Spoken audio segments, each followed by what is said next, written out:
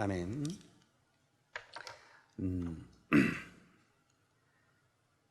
여기에 이 본문의 말씀을 설명드리기 전에 한 가지 우리 마음속에 새기고 넘어갈 게 있는데, 그건 뭔 말이냐면, 여기에 이 본문의 말씀을 보면 부지중에 그 살인한 자의 결과는 죽음입니다. 죽음인데 그가 도피성에 숨었습니다. 그런데 도피성에 숨어 있을 때는 살아 죽일 수가 없다고 그랬죠. 그런데 그 도피성 안에 있는 대제사장이 죽기 전에 도피성 밖으로 살인자가 나가면 어떻게 된다고요? 죽는다는 것입니다. 죽인다는 겁니다. 그래도 하소연할 데가 없다. 그래서 대제사장이 죽기까지 그 도피성에 머물러 있어야 된다. 이것을 영적인 의미로는 우리 형제 자매님들도, 우리는 원래 살인자들입니다. 우리 형제 자매님들은 나는 살인한 적이 없습니다 말할지라도, 성경은 내 이웃을 미워하는 자는 살인한 자라고 말하고 있습니다. 바로 우리가 구약의 율법보다 그리스도 안의 법은 더 무서운 것입니다. 더 강한 거고요. 구약의 율법은 행동으로 옮겨야 되지만 신약의 예수 그리스도의 법은 마음으로 품어도 죄라고 말하고 있습니다. 그래서 실제로 구약의 율법보다는 신약의 은혜법이 더 강도가 높습니다. 그렇기 때문에 은혜 아래 거한다는 것이 어떤 것인지를 우리는 깊이 생각하고 살아가는 것입니다. 은혜 안에 산다고 해서 마음대로 살아간다는 것이 아니라고 하는 것을 성경은 말하고 있습니다. 그런데 여기에 보면은 제사장이 죽기 전에 나간 자는 죽는다고 했는데, 이 의미는 신약 성경에 적용해 볼 때 구원받았다고 말하는 사람이 어느 날 느닷없이 나 예수님 안 믿겠다, 또 예수님이 나하고 관계없다, 그리고 예수님의 십자가를 짓밟아버리는 자는 그는 다시 회개할 법이 없다고 말합니다. 그래서 우리가 구원받았다고 형제 자매로 살지만 어느 날 예수 그리스도의 십자가의 은혜를 짓밟아버리면 그는 버림을 당한다는 의미가 되기도 한 것입니다. 그래서 우리가 물론 영원한 속죄를 주장하다 보면 방종하게 됩니다. 그렇잖아요? 나는 구원받았으니까 마음대로 살아도. 아닙니다. 구원받은 사람들이 예수 그리스도의 십자가의 은혜를 짓밟아버리면 우리는 그런 버림받는다고 성경은 말합니다. 실제로 어떻게 보면 영원한 속죄와 상충되는 것 같지만, 실제로 예수 그리스도의 은혜를 참으로 믿는 사람은 그분의 십자가를 짓밟아 버릴 수가 없다고 하는 것입니다. 십자가의 은혜를 짓밟아 버리면 그들은 구원받았고 형제 자매라 한 부름을 받았다 할지라도 그는 영원한 하나님의 나라에 들어갈 수 없는 사람이 될 수 있다는 것입니다. 자, 이걸 지금 여기에 말씀 속에서 살인자들이 도피성 안에 있다가 대제사장이 죽기 전에 나가면 그는 죽어도 상관이 없다. 근데 물론 이것을 신약 성경이 적용할 때는 대제사장이 언제까지? 죽기까지. 그러면 오늘 이 말씀을 설명드릴 때 먼저 결론부터 말씀을 드리자면, 예수 그리스도를 성경은 대제사장이라고 말하고 있습니다. 그래서 이 예수 그리스도가 대제사장이 됨으로 말미암아 그가 죽은 다음에는 너희가 죄에서 자유함을 누릴 수 있다 하는 의미가 되는 것입니다. 아멘. 그래서 바로 대제사장 되신 예수 그리스도 안에 거하고 그분이 십자가에서 죽은 것을 마음속에 믿고 그 안에 거하게 될 때 우리는 바로 영원한 속죄를 얻게 된다 하는 의미입니다. 자, 이걸 먼저 결론을 마음속에 담고 오늘 이 말씀을 우리들도 잘 생각하고 마음속에 확증하는 계기가 되기를 바랍니다. 우리가 민수기 35장 4절에서 15절까지, 25절에서 28절까지 말씀을 읽었는데, 우리가 이 말씀을 읽으면서 실제로 첫 번째 도피성의 실제적인 의미를 우리가 한번 이 말씀을 통해서 생각해 보자는 것입니다. 때때로 여러분들이 성경을 읽으면서도 이 성경이 무엇을 말하느냐, 여기에 성경이 무엇을 말하느냐고 그랬죠. 그런데 우리가 성경을 읽으면서도 이게 대체 무슨 뜻인가, 이게 대체 무슨 의미인가를 알지 못한다면 우리가 성경이 무엇을 말하는지를 알지 못할 수 있다는 겁니다. 그래서 바로 이 성경에 우리가 이런 말씀들을 읽을 때 아하, 이 성경이 이것을 말하고 있구나, 이 성경이 우리들에게 이것을 가르치고 있구나, 이렇게 생각하면서 성경을 읽을 때 우리가 정말 말씀과 함께 동행하는 이런 사람이 될 수 있다는 것입니다. 우리가 조금 전에 읽었던 말씀 속에서 민수기 35장 11절을 보니까 너희를 위하여 성읍을 도피성으로 정하여 그릇 살인한 자로 그리로 피하게 하라. 어떤 자들을 도피성으로 피하게 하라고요? 살인한 자. 이스라엘 백성들이 출애굽을 했습니다. 이 애굽에 노예 생활을 하다가 이제 하나님의 놀라운 은혜로 말미암아 모세를 통해서 애굽에서 이제 빠져나오게 했죠. 다시 말해서 노예 생활에서 건져 나오게 했죠. 실제로 이 노예 생활에서 건져냈다고 하는 의미는 우리들은 구원받기 전에 우리는 주의 노예였다고 말하고 있습니다. 우리가 구원받기 전에는 우리 형제 자매들도 전부 다 주의 종이었습니다. 너희는 너희 아비 마귀에게서 났다. 너희는 주의 종이라고 말합니다. 그래서 우리들은 구원받기 전에는 전부 다 주의 종이었습니다. 죄가 우리를 지배했고, 죄가 우리를 이끌어갔고, 죄가 우리의 모든 것을 관여했습니다. 그런데 실제로 이제 이 주의 종에서 예수 그리스도의 십자가의 보혈이 우리를 죄에서 끄집어 냈다는 것입니다. 그래서 이스라엘 백성들이 애굽의 노예에서 건짐을 받았을 때 바로 이 문좌우 설주에 어린 양의 피를 바르고 그 피가 죽음의 권세에서 살아난 것은 주의 종이었던 우리가 예수 그리스도의 십자가의 보혈을 믿는 순간 우리가 주의 노예에서 벗어났다고 하는 것을 의미합니다. 아멘. 그래서 우리는 주의 종에서 이제는 의의 종으로 옮겨졌다고 말하는 것입니다. 그래서 너희를 위하여 성읍을 도피성으로 정하여 그를 살인한 자로 피하게 하라, 이렇게 말하고 있는데 실제로 이 믿음이 없는 전 세대는 광야에서 다 죽었습니다. 이들이 이제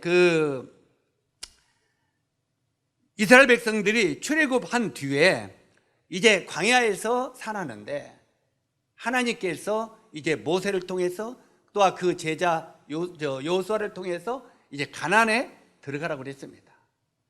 그런데 이 모세를 통해서 거기 느보산까지 이끌어온 하나님께서 이제 모세야, 네가 할 일은 여기까지다.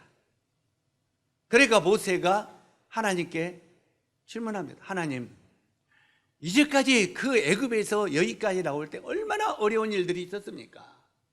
하나님이 나를 통해서 하는 목적이 가나안 땅에, 요단강이 있고 그 건너 가나안 땅이 펼쳐져 있는데 그 가나안 땅에 들어가게 하라고 했지 않습니까? 제가 가나안 땅에 들어가고 싶습니다 하고 말합니다. 그러니까 하나님이 모세에게 신명기 3장을 보면 모세야, 너 나한테 그만 졸라라. 너는 이제 가나안 땅에 들어갈 수 없고 여기까지다. 하나님, 나 저기 들어가고 싶어요. 저 가나안 땅을 보기 위하여 여기까지 고생하고 왔잖아요. 들어가고 싶어요. 그러니까 하나님이 모세에게 질문합니다. 모세야, 왜 그렇게 들어가고 싶어 하냐? 그러니까 내가, 하나님이 나를 가나안 땅에 들어가면 거기에 제단을 쌓고 싶습니다. 제단을 쌓고 거기서 하나님께 제물을 드리면서, 맞으면 양의 제물을 드리면서 하나님께 예배드리고 싶습니다. 하나님께 예배드리고 여기까지 인도하셔서 하나님께 고맙다고 예배드리고 그 다음에 나의 생명을 걷어가십시오, 이렇게 간구를 합니다. 나쁜 일이에요? 당연한 일이잖아요. 그런데도 하나님은 이 모세의 요청을 거절합니다. 이제 너는 할 일은 여기까지다. 그래서 이 모세가 느보산에 올라가죠. 느보산에 올라가서 가나안을 쳐다보면서, 야, 하나님이 저곳에 나를 이끌어 왔는데 하나님이 나를 저곳에 들어가지 못하게 하는구나.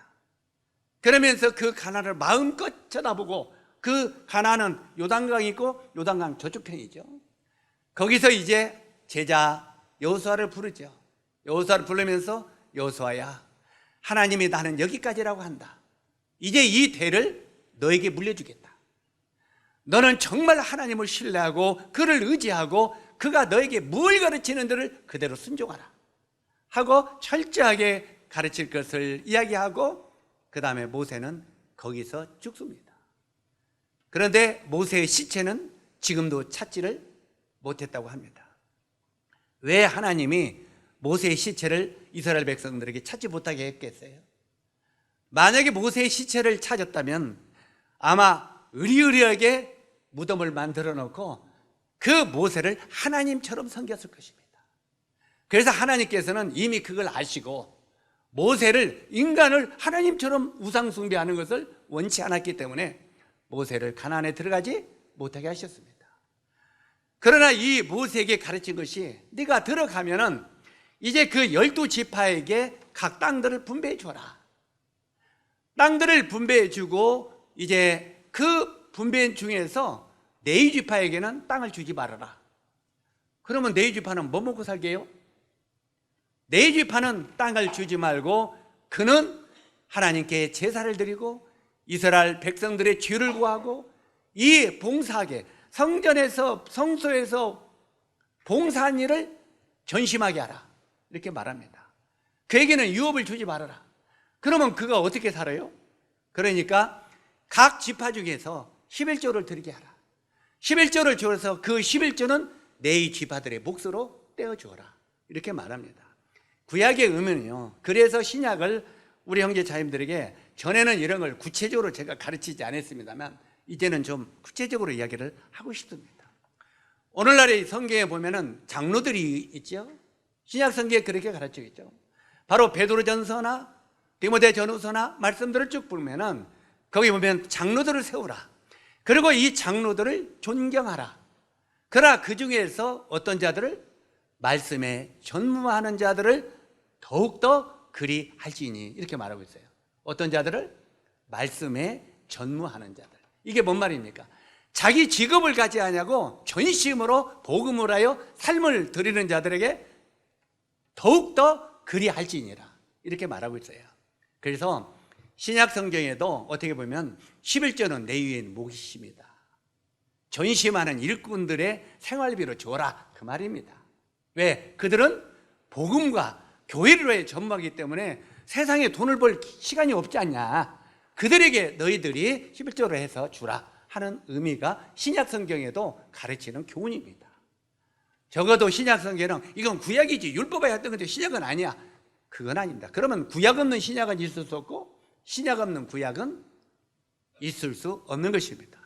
그래서 말씀에 전무하는 전심 일꾼들을 정말 섬기는 것은 우리들의 분복이라고 믿습니다.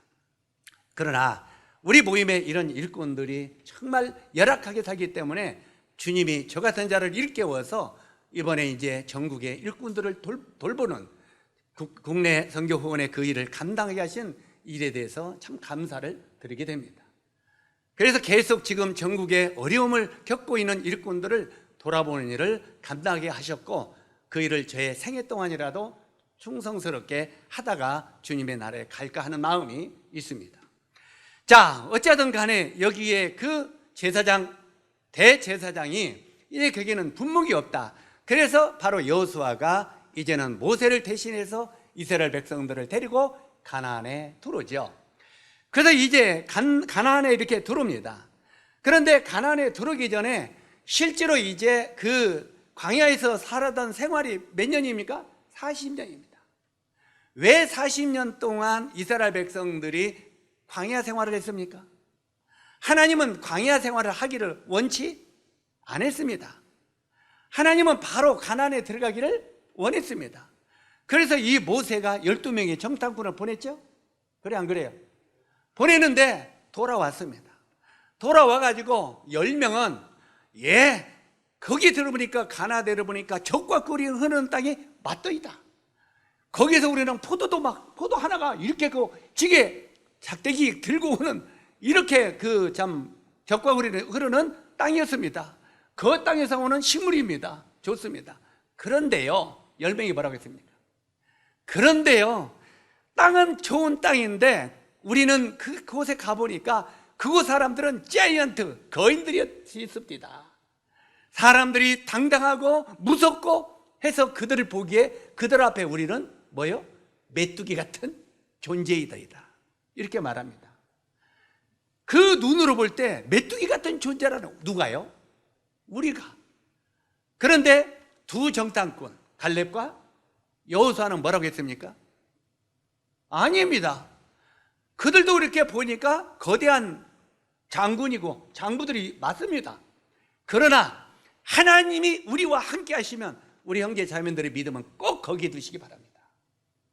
아멘. 다른 곳에 보지 마세요. 하나님이 우리와 함께 하시면 이게 갈렙과 여호수아의 믿음입니다. 하나님이 우리와 함께 하시면 그들은 우리의 밥입니다. 이렇게 달라집니다. 하나님을 빼버리면 그들은 우리 앞에 자이언트족, 거인들, 우리는 그들 앞에 메뚜기입니다. 그런데 하나님이 그곳에 개입하시면 그들은 우리의 밥입니다. 이렇게 달라집니다. 똑같은 환경, 똑같은 상황 속에 있는데 그들 안에 하나님이 중심이 되어 있느냐 아니냐에 따라서 믿음은 완전히 달라진다는 것입니다. 이걸 우리 형제 자님들이 아시기 바랍니다. 앞으로 이 세상은요, 평탄한 세상은 결코 없을 것입니다. 왜 그러냐면 이제는 주님이 예시하신 마지막 시대가 지금 시대입니다. 마지막 시대, 주님이 오심이 임박한 시대이기 때문에 세상은 갈수록 어지러울 것입니다. 이런 질병들은 결국 더하게 되고 세상의 어떤 그리스도인들의 통제는 갈수록 더 심하게 될 것입니다. 이보다 더 앞으로 낫는다는 보장은 정말 없습니다. 환난기에 살살 들어갈 수 있는 징조가 지금 보여집니다. 계속 그런 일이 더 이르는데, 그런데 우리 형제 자매님들이 10명의 정탐꾼 같은 마음을 가지면 그들 앞에 우리는 메뚜기일 것입니다. 여러분은 정말 적들 앞에 메뚜기로 살 것입니까? 아니면 그들 앞에 장구로 살 것이냐, 이 결정을 하라는 겁니다. 여러분 어떻게 살기를 원하십니까? 세상 사람들 보고 세상의 환경을 보면서 메뚜기 같은 존재로 마지막을 보내겠습니까? 아니면 그들은 우리의 밥이라고 그렇게 믿음을 가지고 살기를 원하십니까? 이것이 우리의 선택이 항상 주어질 거라는 걸 마음속에 두시기 바랍니다. 실제로 여기에 정말 이제 그들이 이제 그 믿음을 가지고 2명은 있었는데 결국은 10명의 그 불신 때문에 40년 동안 가나안에 들어갔어요? 못 들어갔어요? 믿음이 없기 때문에 결국은 가나안에 40년 동안 들어가지 못했습니다. 우리가 믿음이 없으면 결코 주님이 원하시는 그 축복의 길에 들어갈 수 없다는 것입니다. 정말 우리가 믿음으로 행할 때 그 축복의 땅에 들어갈 수 있다고 말하는 것입니다. 그런데 40년 동안 방황하면서 40년 동안 전 세대, 믿음이 없는 전 세대가 광야에서 다 죽음에 그렇게 말하고 있습니다.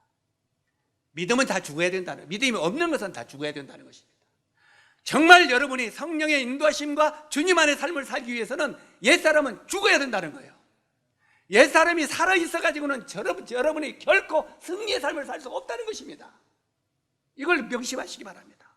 우리 형제자매들이 구원을 받았지만 불 가운데 얻은 구원이 될 수 있다는 것입니다. 구원을 받았지만 세상에 구원받기 전에 그 생활을 그대로 가지고 있다가 마무리하는 성도들도 있다는 것입니다. 그래서 이 옛사람을 죽이기 위해서는 믿음이 있어야 된다. 그래서 바로 이 여기에 보면은 광야에서 애굽에서 나왔던 전 세대가 다 죽음에 이 말에 귀를 기울이시기 바랍니다. 누가 죽어요? 애굽에서 나왔던, 믿음으로 나왔던 전 세대가 광야에서 다 죽음에, 이제는 광야에서 태어난 후세대, 40년이니까 광야에서 태어난 사람이 제일 오래된 사람이 몇 살이에요? 40살이에요 40살 미만, 40살 미만 손 들어봐요. 40살 미만.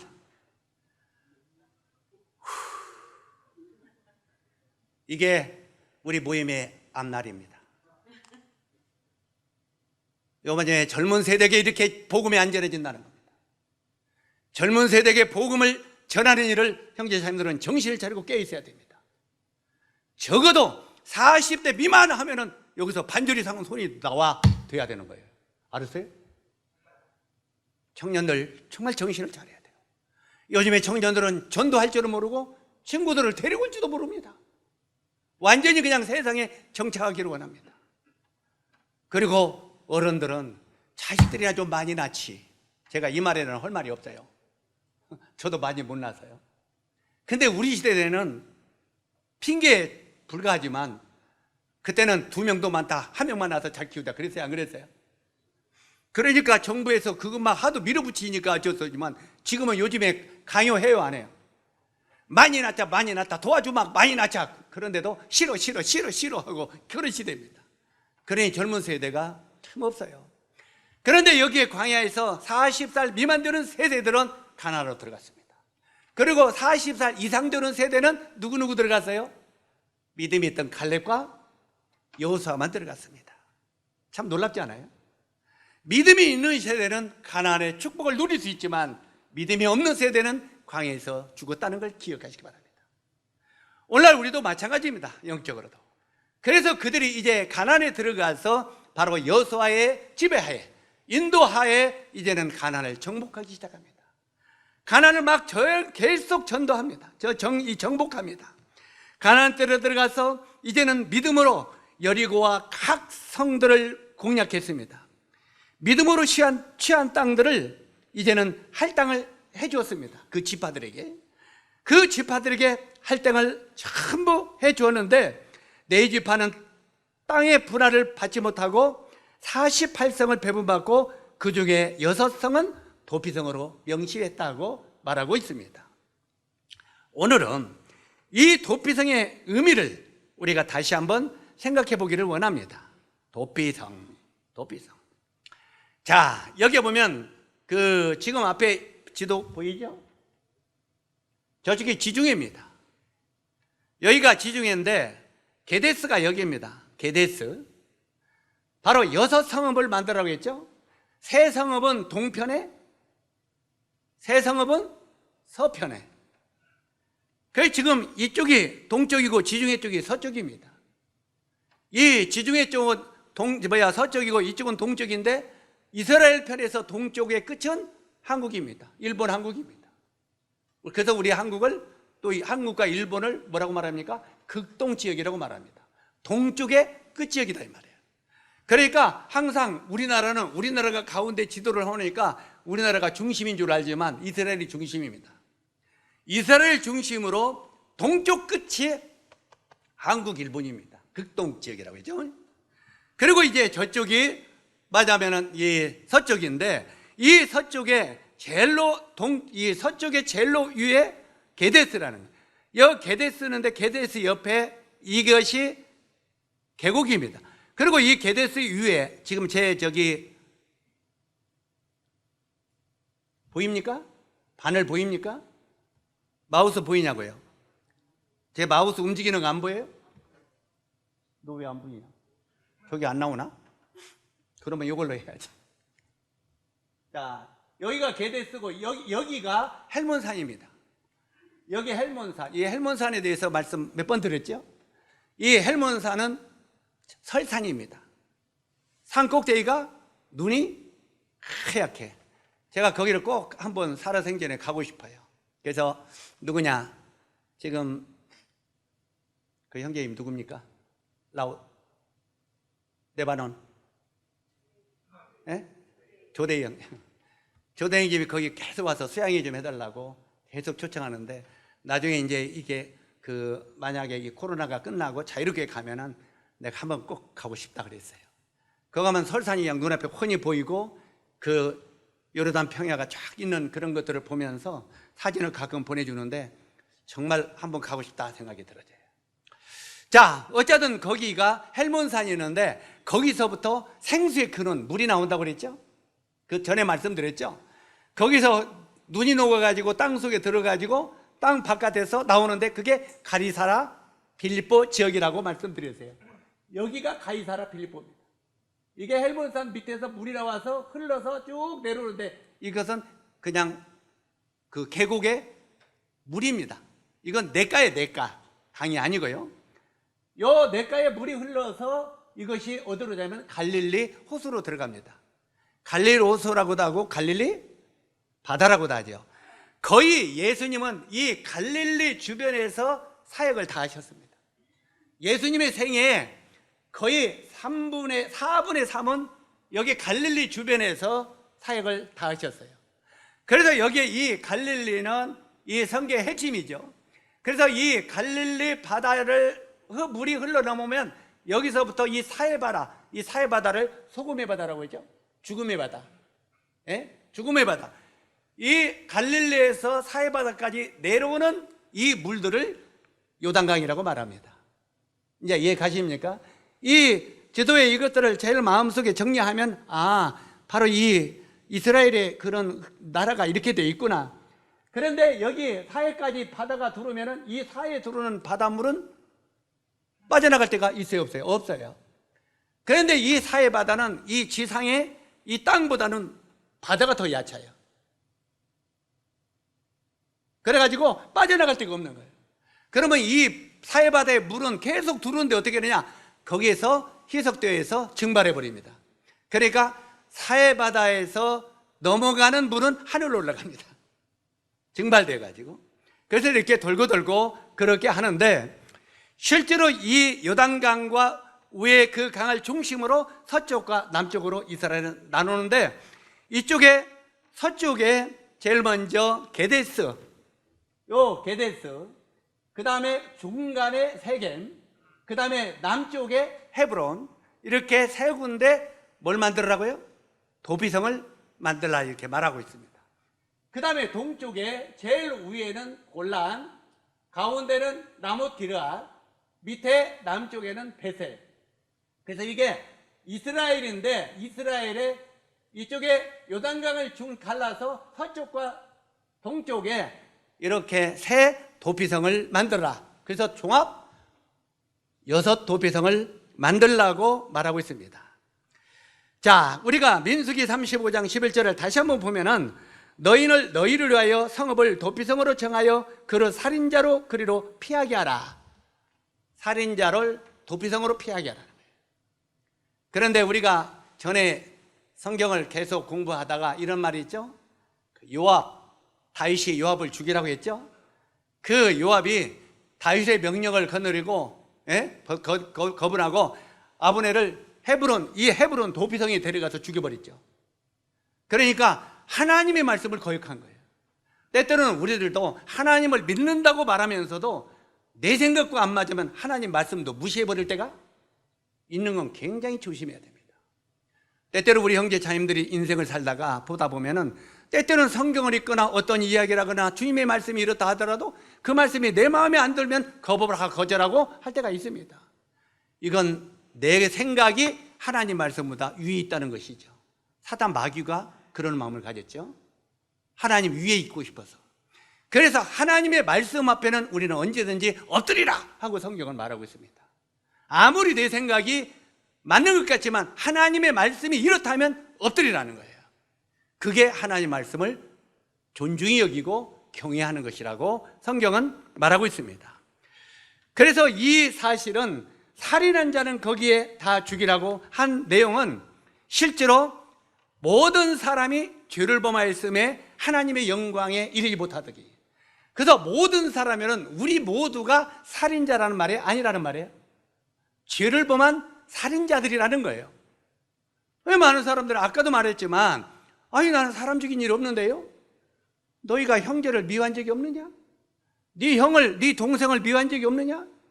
미워한 적 없는 사람. 어떤 사람은 그것도 싹 거짓말하는 사람이 있어요. 나는 한 번도 왜 형제가 날 미워해요? 이런 사람이 있어요. 그런데 그런 사람에게는 재산 부모가 싹 준 거 뺏어갖고 형한테 주면 당장 비움이 올라오지. 시험해보면 알아요, 금방. 우리 마음 가운데 얼마나 악한 마음이 있는가는 금방 알아요. 근데 그래서 성경은 자기를 속이지 말라고 하는 거죠. 우리 마음은 이미 이런 더러운 마음들이 가득한 죄인들이고, 바로 이 모든 사람이 죄를 범했음에 하나님의 영광이 이르지 못하더니, 그리고 그 죄의 삭은 사망이라고 말하고 있는 거예요. 그래서 이 죄를 지은 살인자들은 도피성에 들어가 피하게 하라고 하는 것은, 죄를 지은 우리들은 도피성에 들어가게 하라는 거예요. 도피성. 그러면 이 도피성이 뭐냐 이 말이에요. 구약에 왜 하나님께서 도피성을 만들고 우리들에게 그 도피성에 들어가서 피하게 하라고 했느냐는 거예요. 그러므로 구원의 길은 바로 예수 그리스도뿐이 없다고 하는 것을 신약이 우리들에게 가르치고 있는 것입니다. 바로 이 도피성에 들어가면 그는 죽음을 피한다고 했죠. 그래서 마태복음 11장 28절에 보니까 수고하고 무거운 짐진 자들아 다 내게로 오라. 내가 너희를 쉬게 하리라. 여기에 무거운 짐이 뭔 말이냐면 바로 이 죄의 짐입니다. 수고하고 죄의 짐을 진 자들아 다 내게로 오라. 내가 너희를 자유케 하리라. 이게 주님의 은혜이죠. 그래서 우리가 이 살인죄, 이 죄로 말미암아 멸망으로 들어갈 수밖에 없는 이 죄를 가지고 예수 그리스도 안에 피하게 되면 그 예수 그리스도가 도피성이고 그 안에 피하게 되면 우리가 쉼을 얻게 된다고 하는 의미입니다. 사도행전 4장 12절에도 보면은 다른 이름으로서는 구원받을 수 없나니 천하 사람 중에 구원받을 만한 다른 이름을 우리에게 주신 일이 없음이니라. 우리 형제 자님들은 이거 다 믿으시죠? 예수님만이 구원이 있다는 거 믿으십니까? 또 다른 데도 구원이 있을 수 있지 뭐, 이런 마음 있으십니까? 예수 그리스도 외에는 구원이 없다는 것입니다. 마자면 석가모니도 또 공자님도 여러 가지 종교의 창시자들도 그 아버지가 있어요, 없어요? 그 아버지들이 있습니다. 역사를 보면 그 아버지는 곧 아담의 후손들이죠. 그렇기 때문에 아담의 씨를 받고 태어난 이 세상의 모든 인간들은 죄의 종자로 태어났다는 거예요. 그러나 예수 그리스도는 성령으로 잉태했다고 말씀하고 있고 예수님은 육신의 아버지가 없습니다. 그래서 예수 그리스도는 아담의 후손이 아니라는 말입니다. 그래서 예수 그리스도 외에는 구원받을 수 있는 길이 없다고 말하는 것입니다. 우리 형제 자님들이 혹시 개인 상담하고 전도할 기회가 있으면 아니 어떤 종교라도 가지면 되지 꼭 그 예수만 믿어야 됩니까? 이런 사람도 있어요, 없어요? 있어요. 그러면 왜 다른 종교는 구원이 없는지를 명확하게 알고 설명을 할 줄 알아야 돼요. 모든 종교의 창시자는 아버지가 있다 없다? 석가모니는 인도의 성주의 아들이에요. 공자도 왕손의 아들이에요. 전부 다 역사를 보면 부모들이 있어요. 곧 아담의 후손이라 이 말이에요. 그런데 예수 그리스도는 그는 부모가 없다 이 말이에요. 육신의 피를 가지고 태어난 분이 아니라는 말이에요. 그래서만이 그분만이 구원이 있다고 말하는 것입니다. 그렇기 때문에 오늘날의 많은 종교와 세상 사람들은 바로 이 예수 그리스도를 유일하게 핍박하는 것입니다. 왜? 모든 종자들은 마귀의 종자니까. 마귀는 구원자를 좋아해요, 안 좋아해요? 안 좋아하잖아요. 그래서 오늘날 그런데 그나마도 이제는 예수의 종이라고 하는 사람들마도 마귀의 종이 되어가지고 이걸 헷갈리게 만들어 놓고 사람들로 하여금 정말 이 기독교를 배척하게 하는 오늘날 시대를 보면서 우리들이 정신을 차리지 않으면 안 되는 이런 시대에 우리가 살고 있다는 것입니다. 자, 여기에 이 말씀을 기억하면서 다시 이 지도를 보면은 게데스, 세겜, 헤브론, 고란, 라못, 베델 여기에 도피성을 저하라고 했는데 여기에 이 도피성의 사람들이 피할 때 아까 초창기에 처음에 설명을 드렸지만 어느 때까지 도피성에 숨어 있으라고요? 대제사장이 죽을 때까지. 대제사장이 죽으면 그 다음에는 그 살인자가 어떻게 된다고요? 자유하리라 됐어요. 아멘? 자유하리라. 그러면 나와서 자기 집에 돌아가게 할지니라. 자기 집에 가도 죽어요, 살아요? 살아요. 바로 이 대제사장이 죽으면 살인자가 면책을 당한다 이 말이에요. 죄에서 해방만 한다 이 말이에요. 마찬가지로 대제사장이신 예수 그리스도가 돌아가시기 전에는, 십자가에 죽기 전에는 우리가 죄에서 자유할 수가 없다는 거예요. 주님 안에 피해도 자유가 없다는 거예요. 그러나 예수 그리스도가 대제사장으로 이 땅에 오셔서 십자가에 피 흘려 죽으신 다음 그 예수 그리스도의 십자가의 보혈을 마음속에 믿고 받아들이면 그때부터 우리가 죄에서 자유함을 누린다. 아멘. 그래서 우리가 죄에서 자유함을 믿는 것은, 누리는 것은 예수 그리스도와 제사장 되신 예수님의 죽을 때까지예요. 그런데 이미 죽었어요, 안 죽었어요? 그 죽음을 경험한 우리, 그 죽음을 통한 믿음을 가진 우리들은 바로 이 죄에서 자유함을 누리게 된다 하는 말입니다. 이것이 이제 구원의 확증을 갖는다 그 말입니다. 자, 그 다음에 두 번째, 그 도피성은 모형적 의미가 있는 것을 말씀을 드렸습니다. 이렇게 구약의 도피성은 신약의 예수 그리스도의 모형이라고 말씀을 드렸고, 모든 사람이 죄를 범하였음에 하나님의 영광에 이르지 못한다고 했고, 또 죄의 삭은 사망이라고 했습니다. 사람들은 죄 가운데 태어나 죄를 짓고 살다가 죄의 대가로 심판을 받고 죄의 대가로 지옥에 떨어지게 되는 것입니다. 그런데 하나님이 그런 죄인들에게 살 수 있는 구원의 길을 만들었다 이 말이에요. 그게 도피성이에요, 구약에는. 그러니까 어떤 사람이 이렇게 질문합니다. 아니, 예수님만 믿어야 구원받는다며요? 예. 그러면 예수님이 이 땅에 오신 지가 몇 년 됐어요? 2000년 됐잖아요. 그러면 2000년 전에 온 사람들은 어떻게 받는데요? 그 사람 죽으면 다 지옥 간대요? 예수님 몰랐으니까? 자, 이게 다 예수님 오시기 전에요, 후에요? 예수님이 이 땅에 오시기 전에는 예수님을 그림자로 보여줬다 이 말이에요. 이해 가시죠? 이렇게 구약에는 양이 대신 죽고, 구약에도 그 피가 칠해지면은 그가 생명을 얻고 다 그림자로 보여줘서 안 보여줬어요. 그래서 이 구약은 오실 메시아를 믿고 구원받는 거예요. 한번 따라서 하세요. 구약은 오실 메시아를 믿음으로 구원받고, 신약은 오신 메시아를 믿음으로 구원받는다. 구약과 신약은 예수 그리스도만 구원받는다. 이제 감이 좀 잡힙니까? 이걸 우리가 마음속에 확실히 정립하고 있어야 우리가 다른 사람에게 복음도 전할 수 있는 거예요. 그런 질문을 할 때 하고 설명을 할 수 있는 거고요. 이런 복음이 우리 마음속에 일일이 정립이 안 되어 있으면 사람들에게 이런 질문하면 깜깜해갖고 대답을 못하는 거예요. 그래서 이런 복음의 원리가 어떻게 구약과 신약에 풀어지는가를 마음속에 확실하게 정리하고 있을 때 누가 하고 상담을 해도 다 이야기해 줄 수 있겠어요, 없겠어요? 다 이야기할 수가 있다는 말입니다.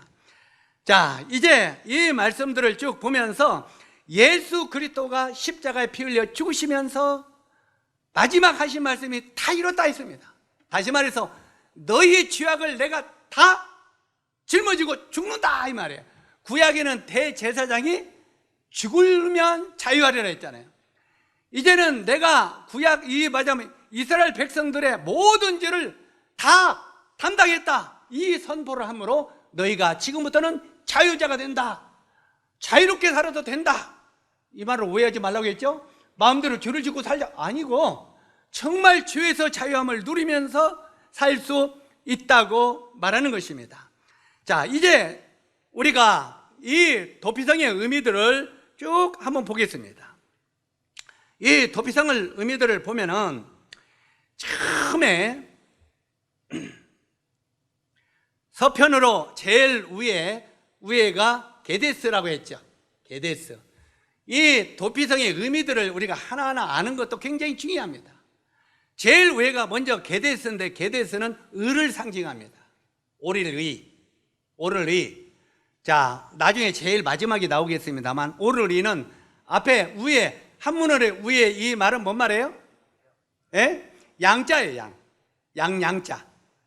이 양자 거기에 죄인인데 양 밑에 내가 들어갈 때 의인이 된다. 그래서 이 게데스는 의를 상징한다 그 말입니다. 그래서 이 게데스에 피하면 너희가 의롭담을 얻는다 이 말이에요. 베드로전서 2장 24절 보면은 친히 나무에 달려 그 몸으로 우리 죄를 담당하셨으니 이는 우리로 죄에 대하여 죽고 의에 대하여 살게 하려 함이라. 저가 채찍에 맞음으로 너희가 나음을 얻었나니, 이렇게 말합니다. 여기는 죄에 대하여 십자가와 함께 죽고 우리가 어떻게 살아요? 이제는 예수의 의에 대하여 살게 하려 하심이라. 그래서 이 게데스에 피하면은 바로 예수 그리스도의 십자가를 통해서 내가 의롭담을 얻은 자 되었다, 이런 것들을 의미하고 있다는 말입니다. 자, 이 도피성들을 쭉 보면은 철저하게 살펴볼 때 이 도피성들은 바로 예수 그리스도의 그림자인 것을 우리가 알 수 있습니다.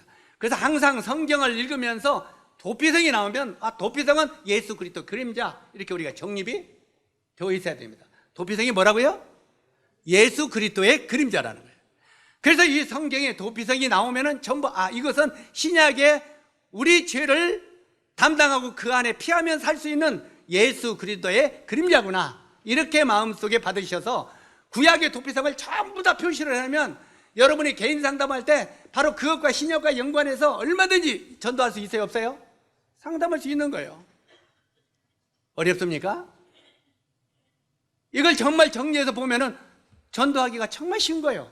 어떤 말씀을 연결해도 되니까. 어떤 말씀을. 그 다음에 두 번째는 세겜인데, 이 중간에, 이 서쪽의 중간에 세겜이라고 했죠. 이 세겜은 어깨라고 하는 뜻이라고 했어요. 어깨. 왜 이 세겜이라는 뜻이 어깨라는 뜻이겠습니까? 어깨라는 뜻으로 우리 죄를 주님의 어깨에 대신 짊어져 주신다 하는 의미이십니다. 우리 죄를 어디에다 짊어진다고요? 주님의 어깨에. 우리가 그 구약이나 신약을 살펴보면 이 한 마리 잃어버린 양을 찾아서 목자가 찾아가죠. 양을 찾아서 어디에 들쳐갖고 온다고 그랬어요? 어깨에 들쳐갖고 오신다고 그랬죠. 바로 이 예수 그리스도께서는 잃어버린 양들을 지금도 찾고 계십니다.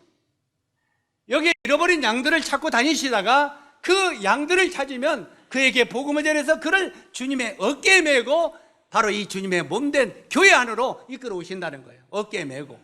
예? 그래서 이 세겜은 어깨라는 뜻이에요. 우리가 히브리서 7장 25절에 보니까 그러므로 자기를 힘입어 하나님께 나아가는 자들을 온전히 구원하실 수 있나니 이는 그가 항상 살아서 저희를 위하여 간구하시는 자시다 하고 말하고 있는 것입니다. 자, 그 다음에 세 번째 도피성의 의미는 제일로 이제 서쪽의 하반, 이 남쪽에 있는 성인데 그쪽은 헤브론입니다. 이 성경에 보면 헤브론이 제일 많이 나오는 것 같아요. 헤브론. 이 헤브론이 유다 쪽에 있는 거죠. 그래서 이 헤브론이 제일 많이 나오는데 헤브론은 교제라고 하는 뜻입니다. 이 교제라고 하는 뜻인데 에베소서 2장 13절에 보니까 이제는 전에 멀리 있던 너희가 그리스도 안에서 그리스도의 피로 가까워졌느니라 이렇게 말하고 있습니다. 다시 말해서 우리가 전에는 마귀의 자녀요, 하나님과 원수된 자요, 멸망으로 떨어질 자였어요. 그런데 어린 양 되신 예수 그리스도가 우리 죄를 위하여 피 흘려 죽으시고 이제 우리를 그 안에 품어주셨어요. 그래서 그 안으로 들어온 우리들과 이제는 교제하게 됐다는 거예요. 우리가 구약과 신약을 쭉 돌아가면서 읽어보면은 구약에 제가 복음을 전할 때 이런 말씀 드렸죠. 먼저는 하나님이 인간을 너무너무 사랑했기 때문에 하나님에서 날마다 지상을 내려오셨다고. 그런데 아담의 범죄 후에는 땅에 내려올 수가 없었다는 거예요. 왜? 하나님은 죄를 싫어하시는 분이에요. 정말 죄를 싫어하시는 분이기 때문에 아담과 하와가 죄를 지은 다음에는 하나님이 내려오실 수가 없어요. 그래서 하늘에서 말씀했어요. 아브라함아 하고 하늘에서 부르셨어요. 내려올 지가 없었어요. 왜? 죄가 관영한 시대가 되어버렸기 때문에. 그러나 하나님은 우리 사람을 창조하고 너무나 사랑했기 때문에 우리를 가까이서 만나고 싶은 마음이 너무너무 있었단 말이에요. 누가요? 하나님이. 예? 그래서 하나님이 모세를 통해서 성막을 짓게 하시고 밤에는 불기둥으로 낮에는 구름기둥으로 그 성막 속의 지성소에 제단을 속죄소를 만들게 하셨죠. 그 속죄소에 구름기둥과 낮에는 구름기둥과 그 밤에는 불기둥이 임함으로 그 불기둥 속으로 주님이 임재하시는 거예요. 왜? 어떻게 보면 좀 이상한 말이지만 죄의 방탄을 쳤다 이 말이에요. 하나님이 죄를 싫어하시는 분이 있기 때문에 죄를 완전히 차단하는 방탄을 세우시고 그로 속죄소에 임재하셨다는 거예요. 모세가 만든 성소에, 그것도 지성소에만. 그래가지고 그 속죄소에 임재하신 하나님께서 사람과 가까이서 말하고 싶었는데 사람들은 보니까 전부 다 어떤 사람이요? 시커먼 죄의 종들이다 이 말이에요. 그러니까 이 죄인들하고는 말할 수가 없어요. 싫어하니까. 그러니까 너희가 제사장들이 뭘 가지고 나오라고요? 피를 가지고 나오라는 거예요.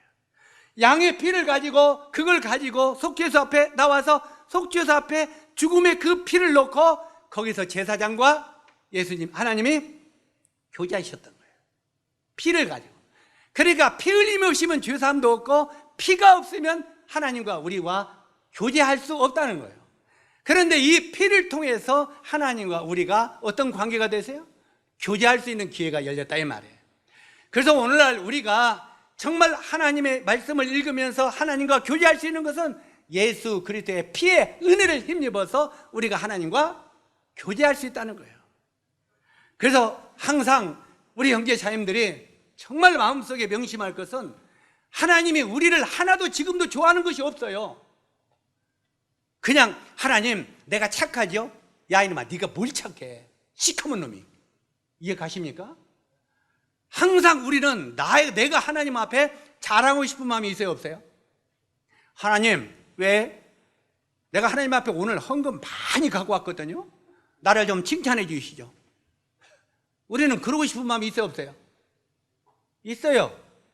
하나님 내가 오늘 2명한테 전도했거든요. 나를 칭찬 좀 해주세요. 우리는 그런 마음이 있어요 없어요? 없다면 거짓말이에요. 실제로 우리는 내가 한 것들을 주님 앞에 막 자랑하고 싶은 게 있어요. 그리고 주님이 나를 좀 칭찬해 주는. 그러나 주님이 정말 우리들을 보기에는 아무도 칭찬할 만한 것이 없어요. 그러면 우리를 칭찬할 수 있고 우리가 말을 듣고 교제할 수 있는 단 하나는 예수 그리스도의 십자가 은혜를 힘입어서요.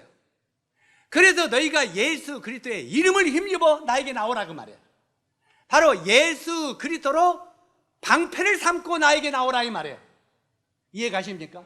구약에는 푸른 기둥과 불기둥이 하나님이 방패를 삼으시고 주와 차단들은 방패를 삼으시고 내려오셔서 하나님 사랑과 교제하세요. 그것도 피를 가지고. 신약에도 우리가 하나님과 대화할 때는 내가 이 모습으로 구원받았다고 이 모습으로 그냥 가서 대화하려고 하지 말라 이 말이에요. 자랑하려고 하지 말라 이 말이에요. 이해 가시죠? 그러면 어떻게? 예수 그리스도의 이름을 힘입어. 너희가 예수 그리스도의 이름을 힘입으라고 하는 말은 예수 그리스도의 피를 방패 삼아 나에게 나오라 이 말이에요. 아멘. 그래서 오늘날 주여 정말 내가 형편은 붙고 하나님이 나를 원수로 보지만 제가 예수 그리스도의 피를 힘입어 의롭다함을 얻었습니다. 주님 내가 주님의 은혜를 힘입어 주님 앞에 나와 간구를 드립니다. 기도할 때도요 그냥 기도하지 마세요. 기도할 때도 주님 내 기도를 들으시고요 나를 이렇게 도와주세요. 그렇게 기도하는 거 합당 기도 아닙니다. 성경에도 기도할 때는 예수 그리스도의 이름으로 기도하라고 말하는 거예요. 왜요? 주여 정말 나는 주님 앞에 나가서 이 간구를 드릴 수가 없습니다. 그러나 주님의 은혜를 힘입어 내가 주님 앞에 나옵니다. 주님의 십자가의 은혜를 힘입어 주님 앞에 나와 이 간구를 드리니 주님의 은혜에 머물러 있는 나의 간구를 들어주십시오 하고 기도하십시오. 아멘. 모든 것이 예수 그리스도의 은혜 십자가의 보혈이 나를 감사할 때 우리의 기도도 들으신다 이 말이에요. 우리의 감사와 영광도 받으신다 이 말이에요. 그냥 우리가 예배 드릴 때도 항상 주님의 은혜를 힘입어 그의 피를 힘입어 하나님 앞에 나와 예배를 드릴 때 그분이 받으시는 걸 명심하시기 바랍니다. 때때는 주님의 은혜와 상관없는 감사를 드리지 마십시오. 나는 기도한 거고 예배 드리는 것 같지만 하나님은 나는 오늘 네 기도는 네 감사는 안 받았다 할 수 있다는 말이에요. 이해 가시죠? 항상 우리는 나는 아니에요. 나는 이미 죽은 자가 됐다 말이에요. 나는 죽은 자요 예수 그리스도의 생명이 산 자가 되어서 나를 감싸서 나를 하나님 앞에 인도한다 이 말이에요. 이것도 주님의 은혜인 거예요. 이게 바로 교제라는 의미예요. 바로 이렇게 될 때 주님과 우리가 오늘도 변함없는 교제가 될 수 있다는 것입니다. 그 다음에 네 번째는 바로 이제 이 동쪽에 제일 위에 있는 그 도피성이죠. 어디로 가버렸지? 지도가 도망가 버렸네. 실제로 거기는 베셀, 이 베셀이라고 했는데 이 베셀은 요새라고 하는 뜻입니다. 요새. 이 베셀은 요새라는 뜻이 있는데 히브리서 6장 18절에 보니까 앞에 있는 소망을 얻으려고 피하여 가는 우리로 큰 안위를 받게 하려 하심이라. 피하는 요새. 우리가 구약을 읽다 보면 시편 같은 데를 많이 읽다 보면은 그 다윗이 고백한 내용들이 많이 나와요 안 나와요? 여호와는 나의 요새시요 여호와는 나의 방패시로다. 그런 말 자주 나와요 안 나와요? 바로 이 구약에 살던 다윗이었지만 다윗은 이미 하나님이 나의 요새가 되시고 나의 방패가 되시는 것을 알고 있어요 모르고 있어요?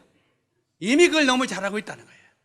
그래서 실제로 우리가 놀라운 이 소망을 얻는 것, 그 다음에 이 소망을 피하여 우리가 항상 우리 주님이 나의 요새가 되시고 방패가 되심을 우리는 항상 기억할 때 내가 항상 안정 가운데 있는 거예요. 이 사실을 마음에 참으로 믿지 못하면 항상 교회 나와도 어떤 소리가 나오겠어요? 아이고 죽겠다. 아이고 죽겠어. 이것뿐만 아니라 죽겠다는 거. 자, 주님이 나의 방패가 되시면 나는 형편없는 존재고 힘이 없는 자라 할지라도 주님이 나의 방패가 되시고 주님이 나의 요새가 되시니 내가 주님을 찬양하리로다, 이 말이 나올 수 있는 거예요. 아멘. 그래서 우리 형제 자매님들 입에서도 실제로 이것이 건강하다는 말이 아니에요. 내가 영적으로 박다는 말도 아니고, 내가 정말 육신적으로 아프고 연약하고 세상적으로 힘이 없는 자라도 여호와께서 나의 방패가 되시고 나의 요새가 되시니 내가 주를 찬양하리로다는 마음이 그분을 힘입어서 나와야 된다, 이 말이에요. 이게 바로 이 베델의 요새라는 의미입니다. 그 다음에 다섯 번째는 중간에 나오는, 동쪽의 중간에 있는 그 도피성이 곤란의 도피성을 두라고 했는데, 이 곤란은 완성, 행복, 이런 의미입니다. 요한복음 15장 11절에 보니까 내가 이것을 너에게 이름은 아니다. 지금 내가 나무 설명했어요? 안 했어요? 이쪽에 다음에 나올 걸 설명하고 있는. 예, 나무선 높다 하는 의미입니다. 나무선 높다는 의미인데, 빌립보서 2장 9절로 10절에 보니까 이름으로 하나님이 그를 지극히 높여 모든 이름 위에 뛰어난 이름을 주사 하늘에 있는 자들과 땅에 있는 자들과 땅 아래에 있는 자들로 모든 무릎을 예수의 이름에 꿇게 하시고.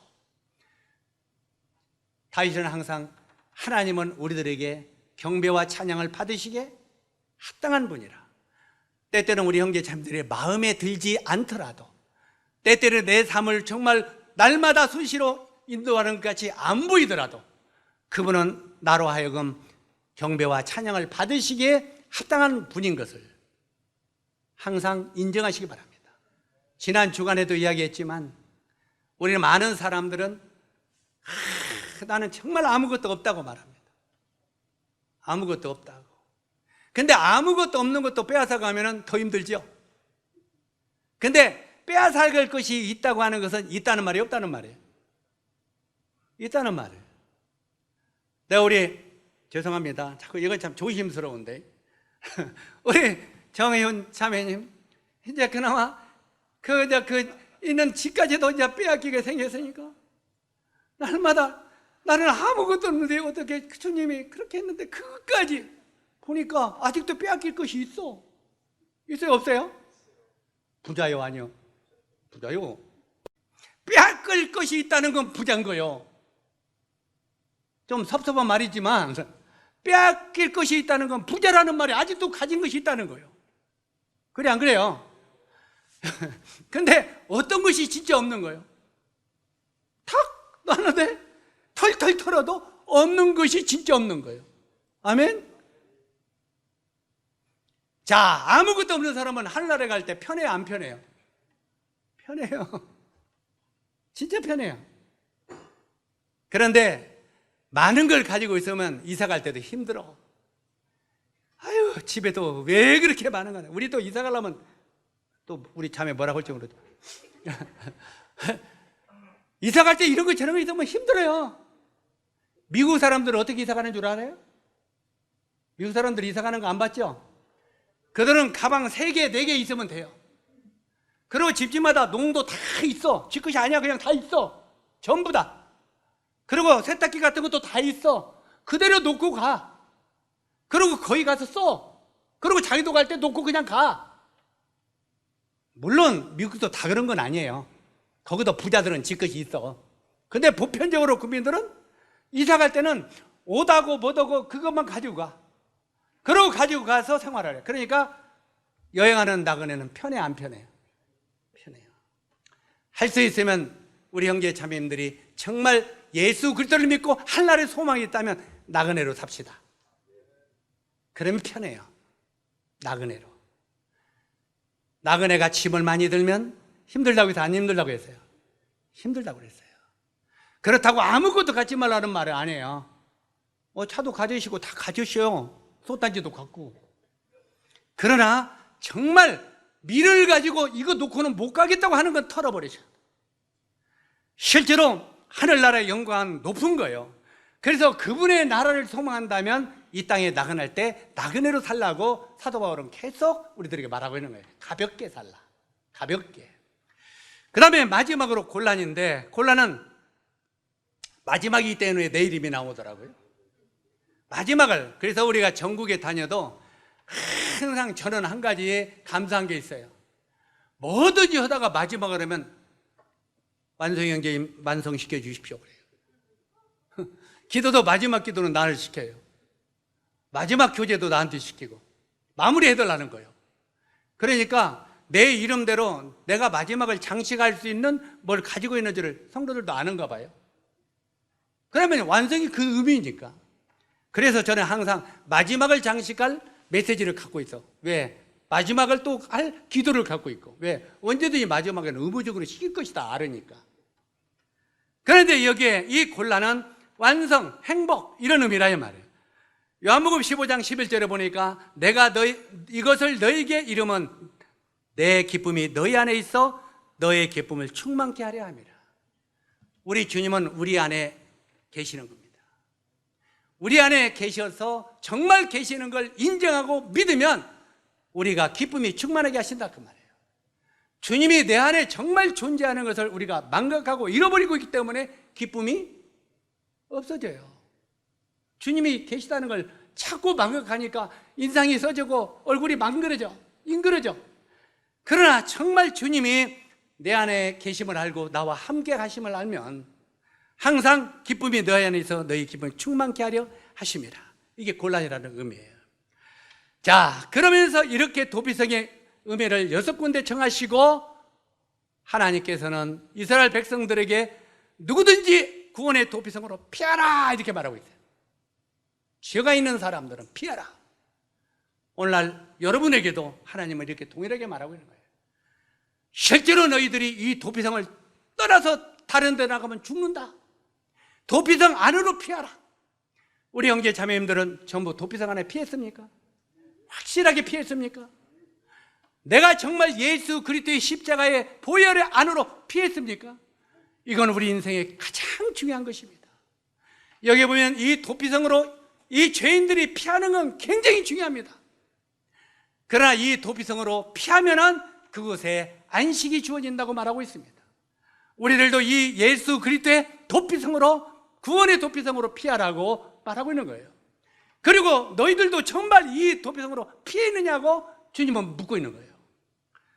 요한복음 10장 9절에 보니까 내가 문이니 누구든지 나로 말미암아 들어가면 구원을 얻고 그리스도 밖에 있으면 아까 첫 번째 이야기한 것처럼 사망에 이르게 된다고 말하고 있습니다.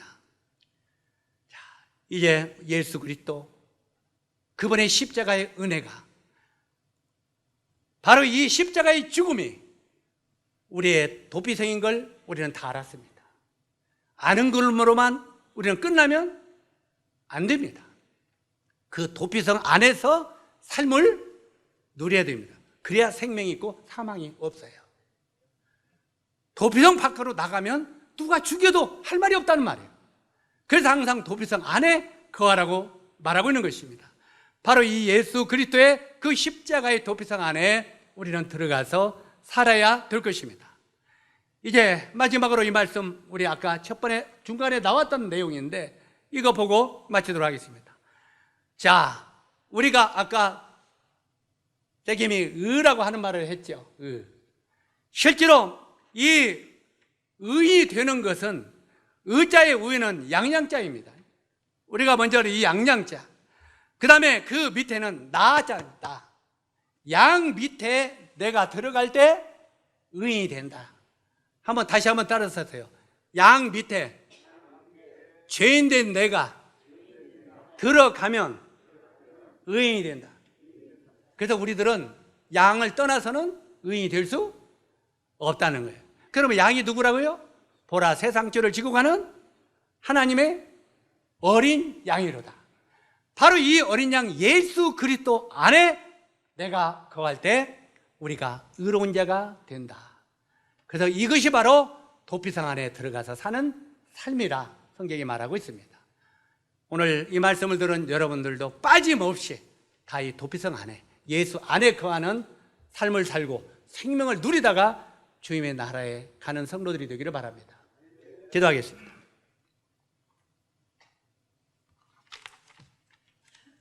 은혜를 주신 아버지 하나님, 오늘 주님이 구원의 도피성에 대해서 우리에게 여러 모양으로 가르쳐 주신 데 대해 감사를 드립니다.